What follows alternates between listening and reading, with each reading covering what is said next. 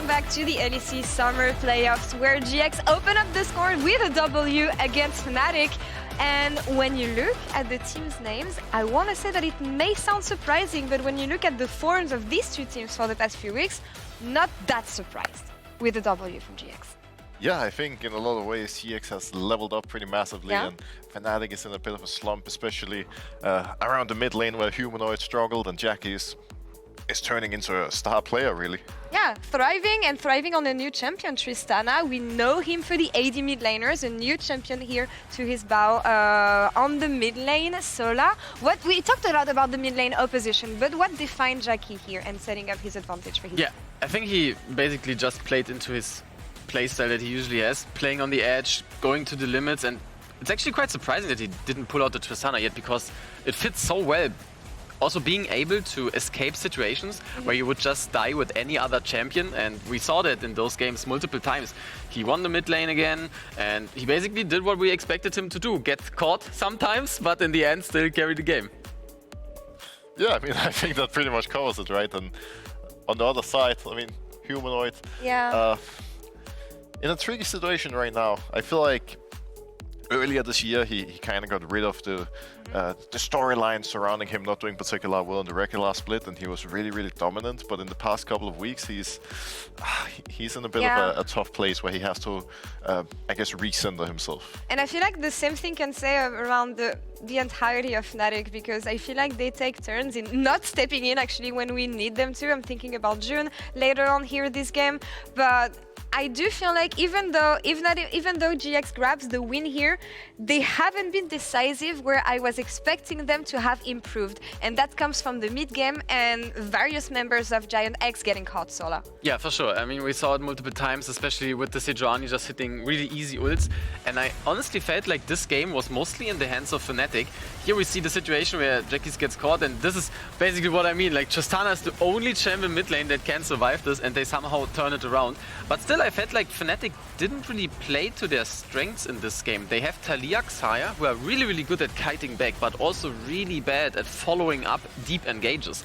And they didn't really manage to put Noah into a situation where he could play the game at all, even though he had 3-4 items on the Xayah. Really, really good self-peel, basically undying, but somehow he didn't get any fights except for this one Baron thingy. So I feel like you need to play a bit more disciplined on how your win condition works in those games. Is it discipline mostly, or even discipline and team synergy, I would say, because it feels like they're not on the same page and they don't want to follow the same calls most of the time. I think this is really the difference between Fnatic and a team like SK right now, where on SK you still have very aggressive frontliners that want to go in, but they usually do it when the rest of the team can follow and is in a position to hit. And in this particular game, we saw it behind us a moment ago, Humanoid dealt a lot of damage, but you know, him and Noah just cannot hit the key targets at the right time, and Oscar and Juhan go in slightly too aggressive. What do they need to do then in the second game? We're going to talk about the draft a bit later, because I feel like I like the improvements on the side of GIANTX in here and what they brought to the table. But when you think of the way Fnatic approached this game as a whole, knowing what GX was good at, is there anything that you would have done differently, even from the drawing board? Not even in game. Well, I think to begin with, they need to be a little bit more mindful of when they force fights around the mid lane in the early game, especially because Humanoid was in a difficult position. Jackie's got going pretty fast in Tristana, and he was 3-0 like 10 minutes into the game. That really cannot happen, especially when GX wasn't forcing. They were just responding at all times, and I think that's something Fnatic has to work on. Yeah. It's a bit like the Fnatic we watched 2-3 years ago, where they don't have a stop button, they just randomly go when they shouldn't. I mean, that's the thing. I think about Fnatic at the beginning of summer, and we were like, 5-game win streak, 6-game win streak. When can they stop? Who can stop them? And it feels like it was G2 stopping them. So do you feel like there's been a shift in momentum and in Fnatic's form ever since that defeat? Because they haven't looked like themselves at all. I mean, kind of, yeah. I think if you judge solely based on this game, it feels like everybody is trying to play more of their own game, but it's basically, as Broxah said, they aren't really on the same page. We saw Noah a lot of times still farming a side wave, while the rest of the team was already looking for a fight, and then Noah didn't really manage to join. A lot of fights happening at choke points where he was still rotating, and they just weren't on the same page exactly, and especially if both teams have really similar comps, just 2 tanks, 3 tanks, and just front to back, then those seconds matter a lot. an AD carry not hitting for the first 2-3 seconds of the fight is basically 1k, 2k damage just gone, and in such close games, that makes all the difference. And on the side of GX, we know that they started the split by slowly and steadily putting themselves in a position in which they can close out games, not quite being able to do it. They won against the majority of the lower team in the standings. And when I see them today, and the fact that even though they still get caught sometimes, we saw from moments from Juhan in this instance, and Jackie's maneuvering a champion that allows him to get caught, I see improvements, or them actually band-aiding some issues that they cannot fix, but at least they look better and more I think solid. At the end of the day, all teams have some issues they need to work on going into the rest of playoffs, but I think GX are kind of a dark horse in the sense that at the end of the regular split, we saw both of their solo lanes stepping up really massively, and just them as a whole, while not being perfect when it comes to playing the team fight, at least often they're able to play as a team and set each other up for success. Thinking about Game 2, we see that Fnatic has selected blue side, so I would love to take a quick look at the draft we had in Game 1 here, because I'm happy to see Amumu coming back. And I'm happy for what GX has been able to bring to the table in this Game 1 here. I feel like we've said it again, they understand perfectly how each member is supposed to work with each other, and that's the kind of draft that I want to see them on here. I mean, I did like the draft from Fnatic as well. It was quite telegraphed in the way Sejuani is just a prio for Razork all the games. We have Humanoid on the Taliyah, which is one of the only champs that can somehow handle those AD mid laners. And I like the fact that they put their bot lane in the second rotation, which makes it even more sad that they didn't play around it. Because if you get this Xayah to 3 items, if she's online, she can take over the whole game. So I don't even think Fnatic needs to really change up a lot in the draft. They just need to take this draft in-game and roll through with it better. A bit more patience and play to their team's strength. We'll see what they decide to go here in Game 2. Confident in their approach, though, if they're going to stay on blue side here, Broxah. Yeah, I think it's worth noting that GX kind of forced Fnatic in a situation to first pick Sejuani before by banning away Ivern, Vi, and Syra. Knowing Sejuani with Fnatic continuing to ban Maokai was really the only prior pick left open. Now Fnatic is aware that GX has their Amumu lined up as a response, and the question is if they're going to go the same round again. With them now banning Tristana, GX won't have the same kind of power pick as a response, and that could definitely change things quite a bit.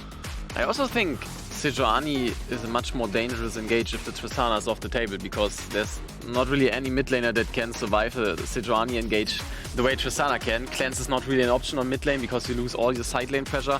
So I wouldn't be surprised if Fnatic actually takes the Sejuani again, unless they really do want to change it up, but there it is. Yeah, and some of the differences now compared to last draft is that Fnatic banned away the Tristana instead of Siri, GIANTX banned away Kai'Sa instead of Syra, meaning that if we are to look into some of those prior picks that are now open, GIANTX could perhaps grab a Syra or a Siri for themselves. Lucian, of course, also an option, slightly different approach, but I respect the aggression. We usually don't like Lucian Nami in Europe, but I trust them. For me, they seem confident and they want to make a break in the early game, I guess. Something aggressive here in the bot lane, so Olaf. I mean, Lucian Nami is quite difficult to predict because it depends on a lot of micro decisions in the game. It can be completely useless or take over the entire game. Sejuani is a champ that is really good at denying what Lucian Nami wants to do in the mid game, though, because Lucian probably will take cleanse again, but can't really just dash in on the mid wave and chunk anyone if Sejuani is close. Also, Nami is a really easy target for Sejuani. We saw last game that Alistair, I think he tanked 3-4 Sejuani ults and made it much harder for Fnatic to find fights. So I feel like showing the Lucian Nami that early makes it easier for Fnatic to just draft hard engage again, now that they have already an attractive target with the Nami. Yeah, and I think at the very least now, it should be easy for them to play as a team, because before, when Oscar and Juhan went all in, it was really hard for Noah to follow. But if Kai'Sa goes to the AD carry position, he can always join the fight, and they're always going to be aligned. I like the adaptation with banning Kai'Sa, because they probably plan to just go on 3 again. And Oscar, even though he was like 0-4, was up almost 2k gold, so it's probably a bit easier for Antonio to just manage the lane, banning out some top lane carries now. But yeah, I totally agree. The Kai'Sa basically fixes all the issues they had last game with the Xayah. If they had Kai'Sa and played the same way they did, then the game would have been a whole lot easier. Now the question is what Fnatic decides to do about the jungle pool, because obviously a lot of junglers are already banned, but presumably that is what GX will be looking out for on 4, taking a jungler and then saving a last pick for mid lane. Unless of course there's a lot of prior mid laners being banned away, so the ones to look out for would be the likes of Corki, Azir and Taliyah. Yeah, we see last burn now for GIANTX, probably another top laner. Oscarinin has a lot up his sleeve, so gonna be interesting to see. But they do take out the Asi, okay. So I mean, makes sense against the champion pool that Jackie likes to go for. I feel they don't want to have too much range. Don't want to play the long fights like this. What is going to be the last ban though for Fnatic? I would stay in the jungle department, I guess. Well, that's the question, right? Could they consider banning mid lane, never mind. something like the Amumu or Syra, a different jungler? And they go for it again. Yeah, that's the thing. I mean, Amumu still works very, very nicely with GIANTX team comp, because we saw it last game. Often Fnatic goes really deep for the engage. Amumu drops the ult on everybody, and I mean, even something like a Sinzao is great as well in terms of disengage. It's really a similar approach. Fnatic wanting to all in, GX wanting to play back, slow down the fight, and just shadow Fnatic's team comp. yeah, but for Fnatic, I probably see the Taliyah again here in mid lane. Just again, good against Lucian, good against Amumu. The LeBlanc would be kind of surprising, but he is up against the counter pick on Jackie, who gets last pick once again. And Taliyah is just the most stable mid laner for Humanoid here now that Corki and Asi are out. So I do expect that. Also nice CC lineup with the Nautilus, one of the best champs for Taliyah to just hit her combo. And gonna be interesting to see what Oscarinin is taking into the Ornn here. Oh, the BB special. Would that make sense here though? I think Mundo generally is pretty good into team comps that have a lot of beefy targets like the Ornn, like the Amumu, and generally in top lane you can pick almost anything into Ornn and get away with it. Question is, yeah, I was about to say whether they're going to be having enough damage with that. You already have two very, very beefy frontliners in Sejuani and Nautilus, and they may need a little bit of extra damage to power through Ornn and Amumu. Olaf certainly will not only bring that, but also GX are gonna have nobody who can deal with Olaf on side lane in mid late game. And we have an Ezreal mid for Jackie's. Yeah, something we've already seen him play. Last time he had a mixed result, but I think ultimately that's something Jackie's has been really, really good at, playing all these AD carry champs in the mid lane and really creating advantages no matter what he goes up against. But I feel like Jackie's really needs to get online in this game. If he's not ahead the gold curve against Sejuani Olaf, he's just gonna get run over. I feel like GIANTX is lacking a bit of DPS, and they can make up for it if both carries, Lucian and Ezreal, are just really, really fed up. But it seems like quite a volatile team comp, honestly. Even though it fits their style, especially with Jackie's, I do like what Fnatic has been cooking up here in this draft. Really easy to execute, clear targets, and also just it's almost impossible to not be on the same page with this draft, and this was exactly the issue in game 1, so I like the adaptations. Well, let's see what they make of it here in this game 2 as GIANTX leads here in game 1. Casters, take it away. Backs against the wall for Fnatic a bit. A strange thing to say opening up playoffs, but GIANTX, not only with an innovative draft in game 1, but again, with a lot of coordination, have now run it back a bit. This Amumu pick, not sure if meta or just GIANTX's small adaptation coming into the series. Yeah, it looks like GIANTX's engage option, AP tank for mixed damage with the AD mid laner, once Maokai, Ivan and Sejuani are out. So a nice bit of innovation, I think. On the flip side though, with Fnatic, a lot more carry potential for Oscarinin. Now on this Olaf now into tank's a fantastic matchup. Let's see if he can use it. Well, let's hope, ladies and gentlemen, running into game 2. Fnatic on the back foot. We see an Olaf. Eragon, as soon as he saw the Mundo, was like, wait, can I talk about the Mundo straight away? I was so hyped. Well, Mundo is such a fun champion to talk about. Excited about it. Here we are. Hello. Hysterics, XDD Dagda, and Eragon. He's got one now. He's got one. He's part of the crew. Welcome. Part of the crew, part of the ship. Yeah, we are. But ladies and gentlemen, just quickly, if you're a master of the Rift, question mark? Well, do you never miss a game? Another question mark? Well, Santander is here to reward you. You can head over to santandergaming.com to win weekly and monthly rewards like Hextech chests and skins. This week's code is KDA30. Or you can say Dagda, can you please help me out? And he'll say, no, just read this. Exactly. KDA 30. It's simple. Get yourself over there. There you go. And what are you doing right now? Well, you're probably watching LEC, so focus up, lock in, and then... Yeah, but usually I do have a 30 KDA. Oh. So that's why, yeah, you're getting... It makes sense. Dagda is that good of a support. Well, it makes sense. Let's hope we get a good lane this time as, man, Jackies, what are you doing? Hey, are there any mods here? Can we, Jackies, can we stop it? He's spamming TL against Fnatic. Don't laugh. That's cruel. Mods, good job. Good job. Let's see to that. Let's see to that. Jackie's is in trouble. The refs, hey, that's really not called for. We're a team here. We're a team region. That's really not, I can't believe he's spamming that. Oh, man. I mean, look, had to do it to him. They're going to go check him out, be like, you got to remove it, you know, can't be having it anymore. It's also like, it's the same as Isma. He doesn't spam the Mad Lions logo anymore. He just thumbs up. He's moved on. Has anyone adopted the NRG emote yet? Oh. Versus G2? Maybe G2 should get it out of the way. True. And, you know, just so no one else does it, right? You know what really bothered me? I mean, I don't know if you saw through regular season, Isma just kept spamming Mad Lions all the time. Yeah. And I noticed yesterday in the game, thumbs up now. No, the thumbs up is gone. Oh, really? I don't know if there's a way to, like, is the word quelch to stop, you know, stop the emoting? Yeah. Or he's been told, hey, please stop doing it, because he does it every 3 seconds. It's, like, impossible to observe him. So, anyway. I have getting that off your chest. I did. I feel a lot better. Ladies and gentlemen, there is a bit of a delay. I've been told we're going to throw to a short Kit Kat break, and then when we return, I've got a fun stat for you. Just chill out and go have a break yourself. This one, goldish yellow. I'm guessing it's gonna be banana or like vanilla. This one is good actually. That would be like so sweet. It's not that sweet actually. I'm not actually sure what's inside. Maybe it has like cream. I'm tasting cheesecake. Yeah, this is banana. Maybe like cocos. I think caramel as well. Sweet potato. Sweet potato? No way. I don't actually know how Kit Kats usually look. This is just chocolate, I think. The aftertaste is a little bit different. Maybe like a different type of chocolate. Is this like cherry or something? I would say like some kind of fruit. I think Azuki is cherry. I guess we'll never know. Some kind of sandwich. Smells good. I would say it's like a coffee taste. Something with waffle inside. I'm just gonna call it waffle crunch. Biscuit flavor, no? I would say I was close. Actually, I'm gonna finish it. This is really good. I believe. Yeah, so I'm gonna...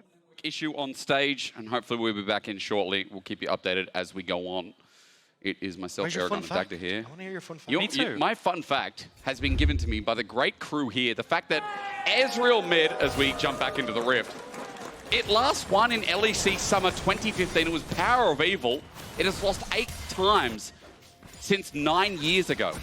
We've seen so much Ezreal mid this summer. Crazy, right? Yeah, that's and they've all lost. That's what my magic stream Jackies.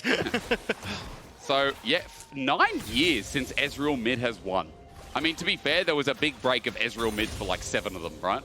And we've only just seen it come back recently with 80 carry mids being so OP. Speaking of which, Great carries line. on bot side as well, very volatile. Ignite onto IgNar. Noah thinking about going in for the next trade. I mean, he follows up onto Patrik, so a win for Fnatic with the health bar advantage. Right, so down in bot side, this matchup is very volatile, especially the hook lands. Juhan with the hook onto the Nami is absolutely fantastic.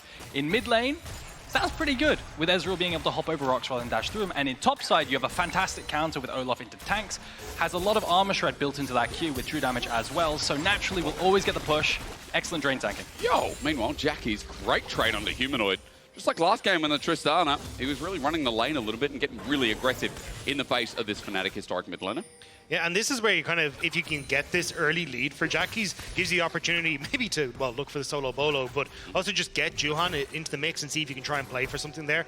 And if you can lock Humanoid up at all, that's a definitive flash burnt, if not more. So I think Eyes, again, going to be on this. Although this time around, looks like Razork has his eyes in the bottom lane, and he's trying to make his way in towards here. I'm not sure if he's going to be able to set it up, though. Timing's great, though. Level 3 just hit by IgNar and Patrik. That's the only difference. Razork thinks about it, holding still. The wave is being held by Fnatic's bot lane here. Razork and Juhan have flash, so if they manage to land the flash hook onto Patrik here or IgNar. Just waiting, he's being very cautious. I mean, they're sus, aren't they? They're junglers on this side of the map. If Razork gets caught out, it's a big issue. He's over the wall. He's now going to be spotted out, but look, Juhan on the way. He's level 4 as well. Acro Prison dodge. Nice from Razork. Bandage toss as well. Another dodge away. At least it does manage to break the freeze, though, for GIANTX. So even though they don't get the kill on towards Razork, the fact that Fnatic had to step up means that they will get the push. So it helps out a little bit for GIANTX on that bottom side, but you can already see, at least the moment, attention is going to be on this bottom side for both junglers. Mid lane and bot lane are so volatile in these matchups that ganks can become incredibly easy as well. You can see Juhan fishing around mid lane as well. Hold on to the Raptors could be good. But I mean, he came in from this angle before as well. Same differences. Bandage shots this time connect, but the seismic shot back was great.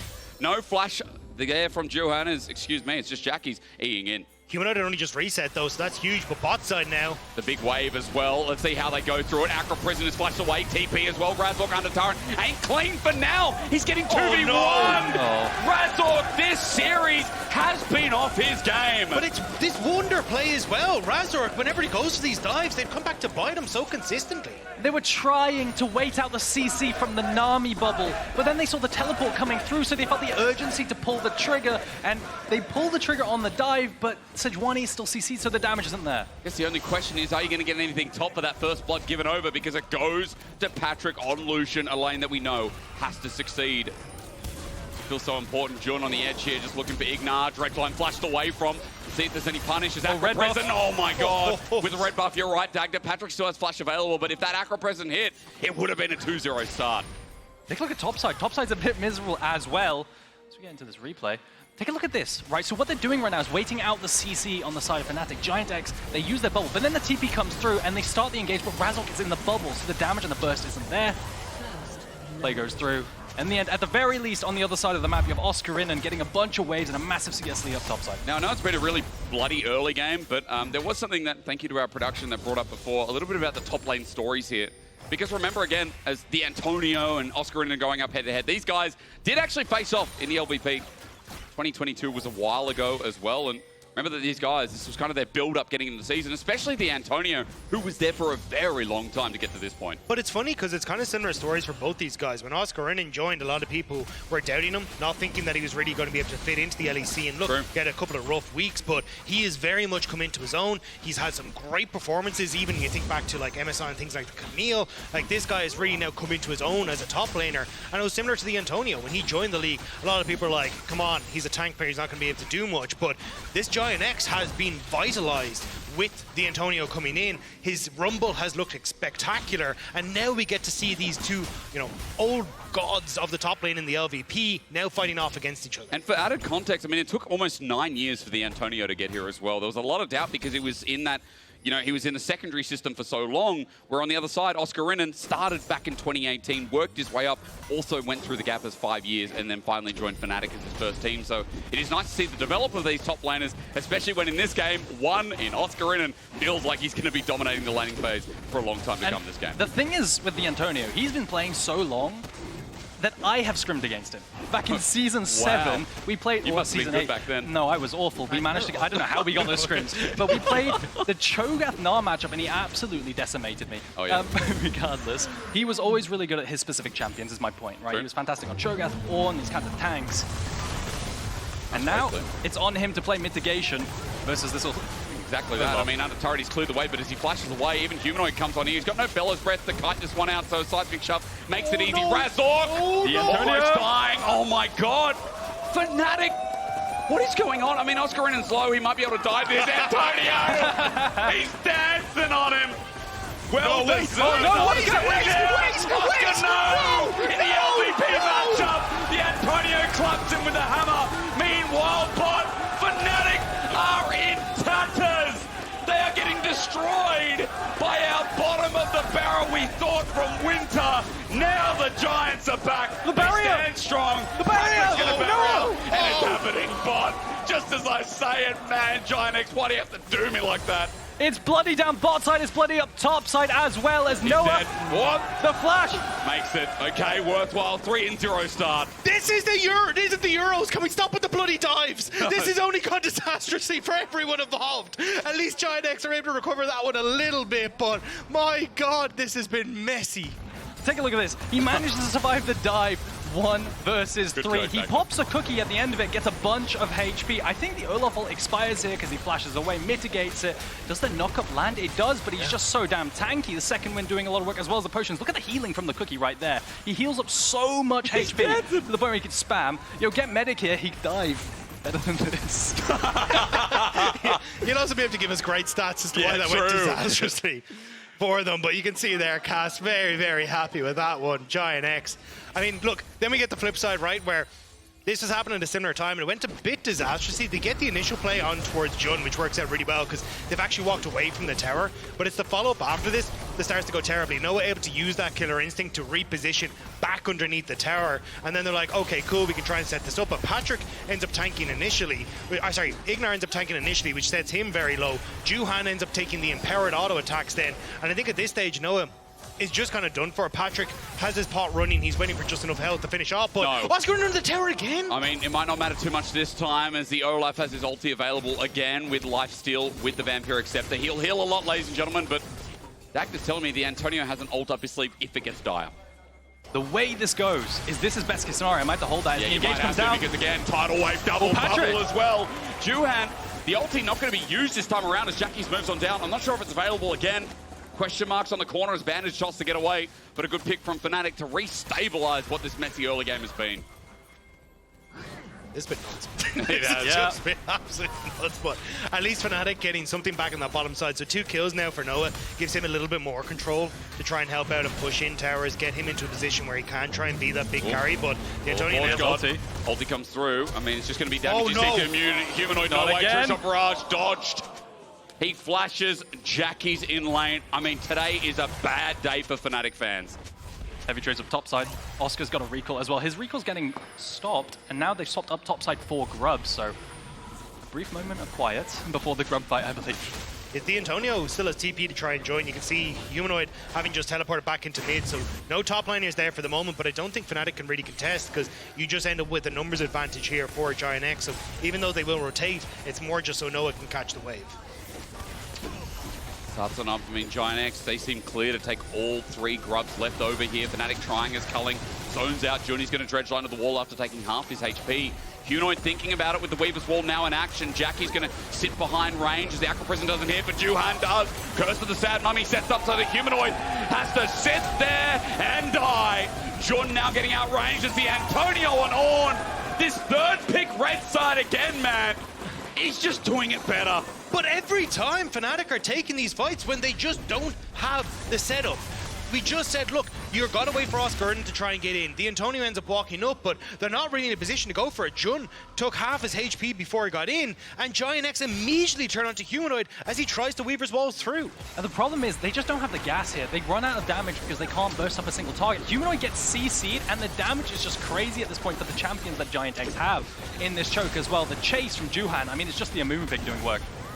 I don't know what happened to Humanoid after that G2 game, but he's just been running it. Like, straight up, solo kills back and forth. He's not been in good positions on the map, and now, again, just overextending in that fight. It's giving GIANTX so much leeway in these scraps. It's also just a really weird choice of fight. Their champions don't come online yet. It's Olaf as a champion comes online with Ravenous Hydra in terms of the 1v1, right? You play for trades and then heal up with that Ravenous Hydra in the wave. You are so useless with Tiamat and these components and at Cull. He's running over there really late, and they just can't win the fight like this because their champions are worse at this state. I mean, it's just showcasing again how, like, for Fnatic, we talk about all these basic things, like how they play through mid-jungle, how they move into the mid-game. They were a very bloody team, but they also felt like their individual micro was carrying them through. And to use less fancy words, there's just been sloppy mistakes as Humanoid takes a true shot barrage. Ooh, Razork? He's going to try. I mean, he's been flying over the ulti. Actually hits as well. Nicely done. That's more like it. Patrik goes down. Noah gets a 3rd kill. Dragon's going to be taken here, but now it's about how they get out as Razork with the flash available chooses not to chase.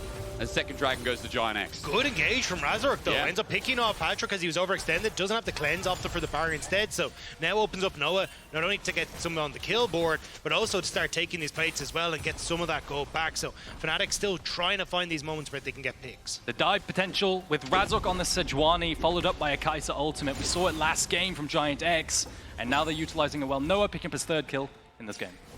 Well, Fed 80 carries. That's a start, at least for Noah as well.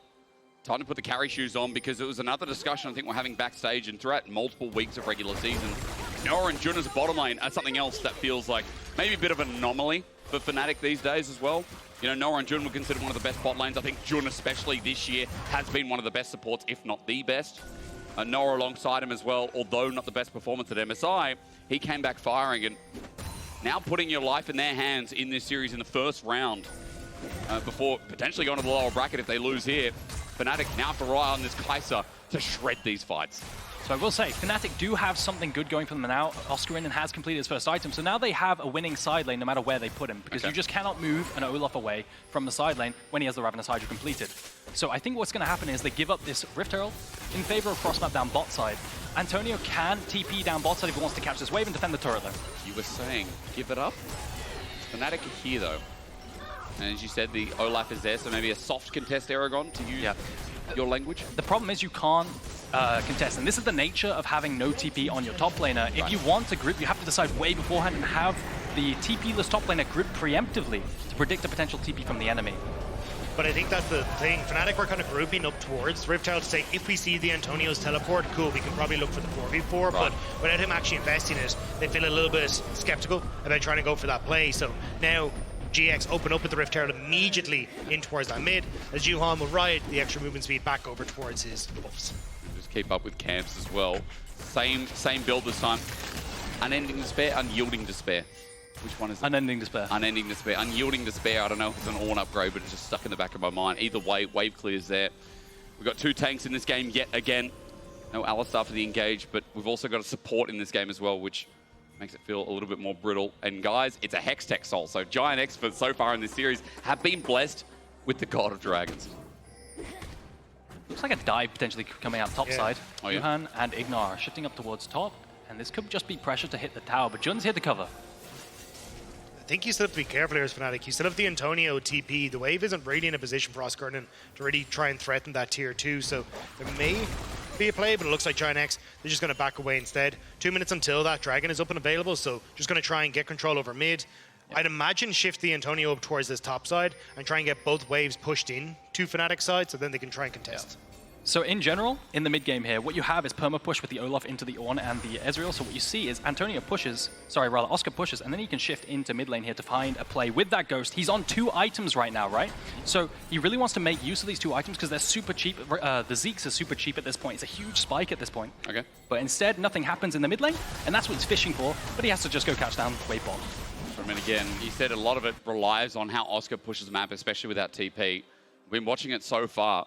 For now, it looks like he's doing the same thing again, getting that push in and then looking for the movement around. You can see already, Antonio is starting to get his own movement with 1:20 towards Dragon. I feel like the setup here is really important because GIANTX will be on salt point again, and you have to admit, like, yeah, grubs have gone to Fnatic through this series mainly. Game 1, now Game 2 going even, but Dragon stacking has been in favor of GIANTX, and they've been using it well. Yeah, and I think this is where you start to see a small benefit of the Ornn passive is the Antonio doesn't actually have to reset. He's just going to be able to build as he goes. So he's going to be able to push out this bottom side. Olaf going to try and move top, and it looks like Fnatic, they're actually going to give up position on this dragon instead. They're going to look for the top tower instead. Jackie's is completely alone here. Juhan is off to the wings, but I think he needs to abandon the turret. If he doesn't get caught out, I mean, again, that's been a question. Patrik with the culling, though. Thanks with the tight calls. Blessing forces the flash. Right before that set dragon, 35 seconds, Razork though comes in with a flash. He's revived! Anomaly no more, Noah with another kill, and Razork is starting to bring meaning back. And finally, the plays from side into mid with that side push workout for Fnatic. Oscarinin shifts into side, and once again, it is off the back of Razork's ultimates. I feel like they're heat-seeking, he keeps landing them and securing the engages for Fnatic's comeback. Yeah, and I think for GIANTX, you're just like way overextended as Patrik and IgNar. Yep. Like you're trying to threaten on towards the tier 2 when you have no push in top. The Antonio is still showing on that bot wave, and it makes it easy then for Fnatic to know that they've got that play in the mid lane because they've already forced Juhan away as well. And now with Dragon up, you need IgNar here, but he's nowhere to be found. Yeah, they find the pick, but they do have Hextech portals, so he can make it back in time. Jun might be caught out. I mean, it depends. Humanoid as well. His angle after the TP is great. He gets the seismic shot back, but he's also stunned. He flashes in a straight line, takes the damage as Juhan's just on top of him. Oscar. Meanwhile, Oscar's cleaning up. Right now, Lothbrok returns as Jackie tries to get the angle, but he can't get the damage. Juhan knocks back, and we're in the slop again. But Fnatic have one thing for certain. They've got their dragon in their sights to stop the stacking. And the Zeke's Ravenous Hydra, Olaf, Oscar in the backline, managing to drain tank all three people. I think Solar on the Analyst test talked about, you know, maybe they don't have enough DPS. Maybe their draft can't deal with the Olaf, especially on this mid-game spike. Yeah, it's absolutely huge, and the fact that you end up getting this Lucian so low to begin with makes things easy. Juhan hits the hook, Humanoid's there to follow up immediately, and Juhan kind of has to panic here to try and get out the setup to keep Patrik alive, but it sets up then for Oscarinin to run on through, turns onto IgNar and forces the flash, and Jackies doesn't quite get the Mystic shot onto Oscarinin here, so Juhan dies on top side, and Noah is just able to deal with the rest of GIANTX on that bottom half of the fight as well. I mean, no one's going to touch Noah. He's so damn fed. As he might be caught on out, but at least giving the separation here for Fnatic to take topside turret. Remember, they got some grubs as well. And after that play, after stopping the dragon stacking, 3k gold lead here for Fnatic at 20 minutes into the game. They're also pushing as a 5-man unit towards top wave. True Shot Barrage won't be able to clear as TP committed. And Fnatic see that there. It's Jackie's bot, but they're going to get an inner top. And maybe this is exactly what Fnatic needed. Don't put Oscarinin on a tank. Don't put him on Cassante. Give him Olaf. Give him a counter pick where he can scale in isolation and come into these mid-game fights absolutely massive. Yeah, and he's very, very large now. 2k gold lead for himself. The fact he's been able to get some of these side lane leads for him are going to be huge, but I think it then becomes a question of like, how are Fnatic going to continue to set up these fights to set up Oscarinin for success? Because we've seen a mixed bag in the last game, and it feels like you kind of need Oscarinin to be coming in on flanks to get access to Patrik, to get access to Jackies, or at least find good setup for Jun to enable Oscarinin to just dive in onto the backline. Otherwise, like running into a Culling, running into Jackies as he kites back, you could see how low Oscarinin went, and that was already Patrik very low off of the initial play from Jun. I feel like as well, seeing Oscar in a point like this where he has to carry. I mean, he's been, I'm not sure if we can call him up and down all year. There's been some really good moments of Oscar. I think as well, we kind of agreed that MSI, Oscar had a good performance. I think we also at the start of the year were questioning his performance being a bit down, but then he came in, or rather Winter was good, Winter Playoffs was a bit down. I mean, it's been a mixed bag, right? Oscar's got a lot of conversation starters here as Fnatic at least get mid-turret, and I'm talking about him because he's on the way to third item as he moves spot. But the thing is, he's not alone. Noah is just as large. True. Like 4 kills on Kai'Sa, 2 items already completed. Noah is a force to be reckoned with, and we're about to find out. The pick again, Razork sets it on up, and the slow means you can't leave. Zeke's conversion stops it. Juhan gets an ulti out, but he's immune. Ragnarok has come as Razork gets poked out by Patrik, but it's not enough damage. Inner turret drops down again. Fnatic are getting these gold trades. Well, Jackie's is trying to side lane on this Ezreal. Fnatic are finding all the gold in the tier 2 turrets, and GIANTX on the opposing side are trying to funnel Jackie's as much as possible. They know they need gold on this carry to be able to DPS through the front line that is on Fnatic's side. Baron up now. Probably where both teams are looking. What I find most offensive and annoying is the fact Jackie's has a normal TL logo, then he has the green border one. And they're both bound to his keyboard for this game. I mean, he's been throwing it in their face, and to be fair, he is the only one with the gold lead in his respective lane in this game. And crazy thing about Jackie's getting that solo turret blood is he's almost towards a third item here. He's matching Humanoid. And as you said, he's going to be strong. He's going to be a threat. Maybe something that can carry GIANTX over the line. Good True Shot Barrage for Vision. That was, yeah, well, maybe he needed a little bit more. A bit more AoE. Maybe it was for the Baron. Humanoid is still pushing in on this top side, though, and a lot of vision has been set up for Fnatic on this top half of the map, so GIANTX going to have to be careful about how they try and respond to this. I think they've been a little slow in getting those lane assignments into place. You can see Wave essentially lost now on the top side as GIANTX were trying to defend top, so I think they do need to be careful about how they are opening up on the map, not having that communication break down, because it's going to give a lot of gold over to Fnatic and a lot of map presence to them as well. Tier 2's now not available for Fnatic to take, so they can just push in through sides and farm jungle camps. That's really all they have as options until this dragon spawns. What they're doing right now is they're pushing in mid and bot lane, and then moving into the jungle. That is an awful arrow. And then, and then taking control of the vision around that area. And that way, once dragon spawns, it's going to be really hard for GIANTX to move into that side of the jungle and face check, because it's going to be completely dark. And that way, it'll be hard for them to reach the dragon. So denying soul points is the name of the game for Fnatic here. Well, I mean, again, it's such a good soul. I feel like GIANTX have rolled a good one, and especially with early mountain stats. And Tony are going to be able to face check and set up for this potential. Now with Warmog's armor, by the way.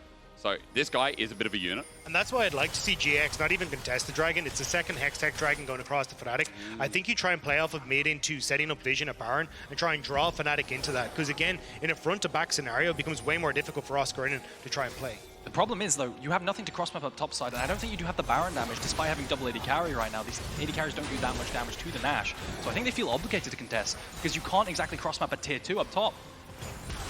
Well, Fnatic have been contesting objectives throughout the series. Maybe they feel a lot more confident, but there's been some good picks from Razork so far as they split up a bit, but head towards this objective. Now spawned.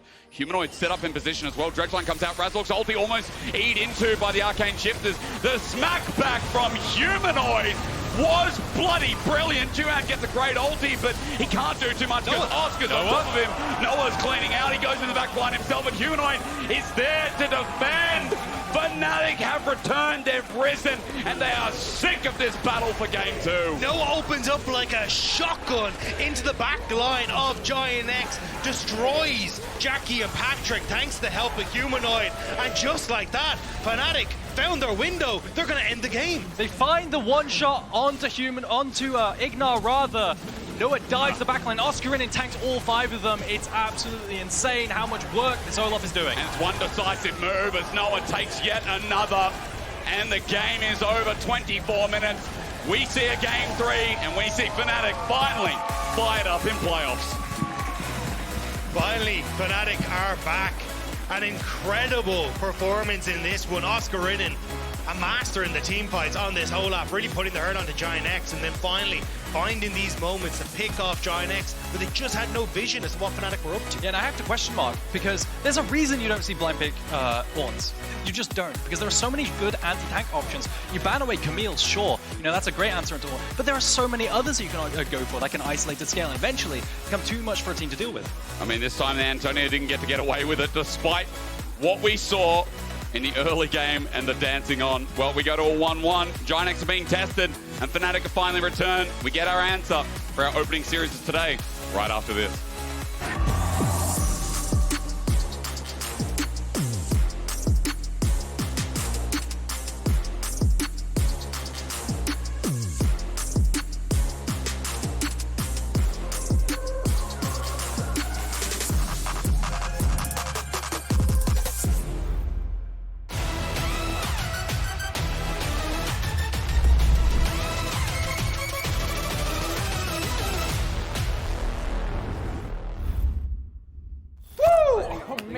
That was my best intro ever. Yeah, not bad, hey, not bad. I can go pro. You know it as well. I also know you can dance. You should join me next time. And yes, I feel like you've also deserved a bit of a break. You've earned it. Thanks.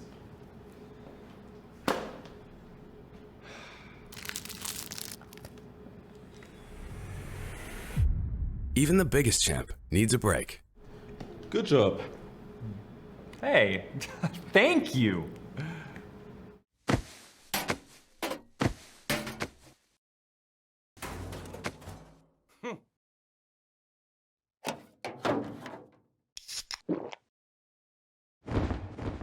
Red Bull gives you wings.